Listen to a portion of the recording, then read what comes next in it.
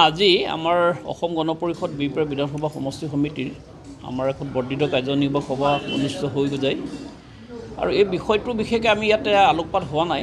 আমি আগন্তুক 2026 চনৰ সাধাৰণ নিৰ্বাচনত অসম গণ পৰিষদ দলে কি ধৰণে নিৰ্বাচন খেলিব, কি ধৰণৰ ৰণকৌশল প্ৰস্তুত কৰিব আৰু কি ধৰণে আমাৰ অসম গণ পৰিষদ দলক জনসাধাৰণৰ ওচৰলৈ আগবঢ়াই লৈ যাব, এই সম্পৰ্কতহে আলোচনা হৈছে।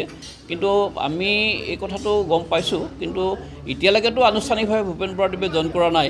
গতিকে এই সম্পৰ্কত আজি আমাৰ সভাত বিশেষভাৱে একো আলোচনা হোৱা নাই। আমিতো সম্পূৰ্ণ আশাবাদী যে বিৰপেটা সমষ্টিত আমাৰ মৃত্যুঞ্জয় প্ৰাৰ্থী হিচাপে অসম গণ পৰিষদ দলৰ ইয়াত প্ৰাৰ্থিত্ব পাব।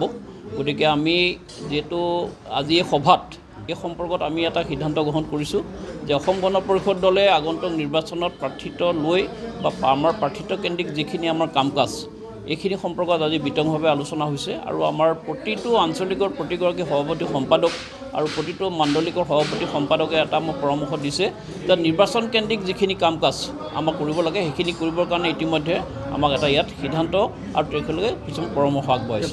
আমিতো সম্পূৰ্ণ আশাবাদী যে আমাৰ যিটো অসম গণ পৰিষদ আৰু ভাৰতীয় জনতা পাৰ্টি আমাৰ মিত্ৰতাকেন্দ্ৰিক নিৰ্বাচন হ'ব। গতিকে মিত্ৰতাকেন্দ্ৰিক নিৰ্বাচনত অসম গণ পৰিষদ দলৰ প্ৰাৰ্থীক ভাৰতীয় জনতা পাৰ্টিৰ প্ৰতিগৰাকী কাৰ্যকৰ্তাই ইয়াত সম্পূৰ্ণৰূপে সহায় কৰিব বুলি আমি আশাবাদী। হয়, আপোনালোকে দেখা পাইছে যে আজি কেইদিনমানৰ পৰা অসমৰ ৰাজনীতিত এটা সমীকৰণ সলনি হৈছে, বিশেষকৈ আমাৰ বিৰপেটা সমষ্টিক লৈ। আমি আজি অসম গণ পৰিষদ দলেও আমাৰ আজি সভাত সিদ্ধান্ত গ্ৰহণ কৰিছোঁ। আমি যিহেতু বিৰপেটা সমষ্টিৰ আমাৰ সমষ্টি কমিটি আশাবাদী যে অসম গণ পৰিষদৰ পৰা আমি প্ৰাৰ্থিত্ব পাম আগন্তুক নিৰ্বাচনৰ কাৰণে। যদিহে তেনে অকাংক্ষিতভাৱে কোনোবা আহি কেতিয়াবা সমীকৰণ যদি চেঞ্জ কৰে, আজি সভায় আমি সিদ্ধান্ত লৈছোঁ যে আগন্তুক সময়ত বিৰপেটাৰ অসম গণ পৰিষদৰ সমষ্টি কমিটিও তৎকালীনভাৱে কিছু সিদ্ধান্ত ল'বলৈ আমি আজি সিদ্ধান্ত লৈছোঁ। আমাৰ সমীকৰণটো আমি সলনি কৰিম, যিহেতু আমি ইতিমধ্যে কেন্দ্ৰীয় নেতৃত্বক আমি অৱগত কৰিছোঁ যে আমাৰ সাংগঠনিক ভেটি বিৰপেটা সমষ্টিত সবল।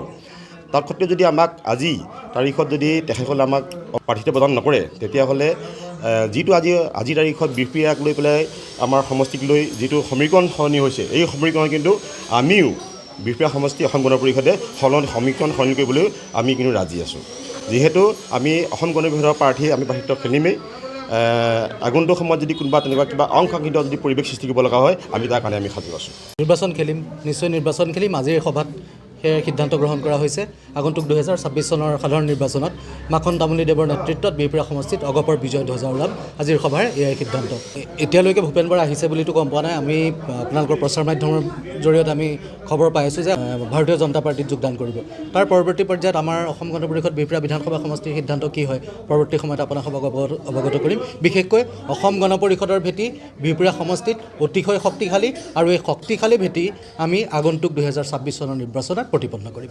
এতিয়ালৈকে বিজেপিক প্ৰাৰ্থিত্ব প্ৰদান কৰিব বুলিতো আমি এতিয়ালৈকে গম পোৱা নাই বা আমালৈ এতিয়ালৈকে খবৰ অহা নাই। আমাক কেন্দ্ৰীয় নেতৃত্বই 100% আশ্বাস প্ৰদান কৰিছে যে 2026 চনৰ বিধানসভা নিৰ্বাচনত বিৰপেটা সমষ্টিত অসম গণ পৰিষদৰ প্ৰাৰ্থিত্ব হোৱাটো নিশ্চিত। আজিৰ সিদ্ধান্ত আগন্তুক নিৰ্বাচনত আমি নিৰ্বাচনী বৈতৰণি কেনেধৰণে পাৰ কৰিম, আগন্তুক নিৰ্বাচনত আমাৰ দলৰ কৰ্মীসকলৰ ভূমিকা কি ধৰণৰ হ'ব, আগন্তুক নিৰ্বাচনত আমাৰ কৰ্মীসকলে মিত্ৰ দলৰ কৰ্মীসকলক সমভাৱাপন্ন এটা মনোভাৱেৰে লৈ কেনেধৰণে আগবাঢ়িব সেই বিষয়েহে সিদ্ধান্ত গ্ৰহণ কৰা হৈছে।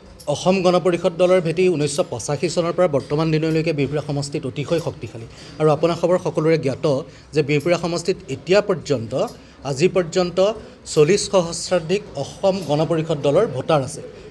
40 সহস্ৰাধিক এই ভোটাৰৰ লগত লৈ আৰু বাকী আমাৰ মিত্ৰজোঁটৰ আমি যিসকল আমাৰ ভোটাৰ আছে, মিত্ৰজোঁটৰ ভোটাৰ, আৰু আমি আশা কৰোঁ যদি মাখন তামুলীদেৱৰ নেতৃত্বত যেতিয়া আমি নিৰ্বাচনত অৱতীৰ্ণ হ'ম, বিৰোধী পক্ষৰ বহুসংখ্যক নেতা বহুসংখ্যক কৰ্মীয়ে আহি মাখন তামুলীদেৱক অসম গণ পৰিষদৰ প্ৰতীক চিহ্ন হাতীৰ ছবিত ভোট দি বিপুল সংখ্যক ভোটত জয়যুক্ত কৰাব।